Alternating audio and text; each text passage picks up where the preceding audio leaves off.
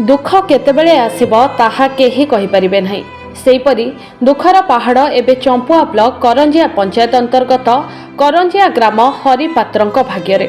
राजमिस्त्री भावे कार्य करी बेस 2 पैसा रोजगार करी परिवार प्रतिपोषण करुथिबा हरिंक भाग्य हठात कड़ लेउटाई देला। किछि वर्ष पूर्वे जख्मा रोगरे पीड़ित होई गोटिए गोड़ अचल होई जाइथिबा बेले आउ चलाबुला करि पारि नहांती से। एबे व्हील चेयर तांको आश्रा पलटि जाइथिबा बेले तांकर हठात अकर्मण्य होइजिबा घरर स्थिति को दोहलाई देइछि। स्वामी अकर्मण्य होई घरे बसी रहिबा परे स्त्री एबे मूल मजूरी लागि जहा आणुछंती सेथिरे घर चलुछि। जहा मजूरी पांती ता पेट सहित स्वामी का औषध खर्च को नियंट। एपरि स्थिति रे एकमात्र पुअर पाठ पढ़ारे समस्या देखा देउछि। स्कूल खर्च ठारू बही किनिबा संभव होई पारु नथिबा जोगु पुअर पाठ पढ़ारे डोरी बंधा हेबा स्थिति पहुंची सारिछि।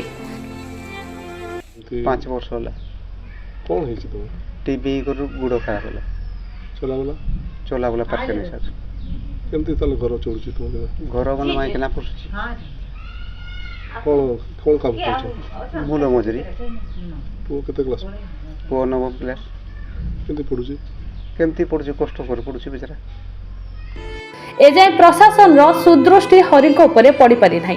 केवल खाद्य सुरक्षा योजना रे 15 केजी चाउल पाउथिबा हरिंक भत्ता योजना रे शामिल करा जाई नथिबा जोगु एहाको नै चिंता रे हरिंक परिवार।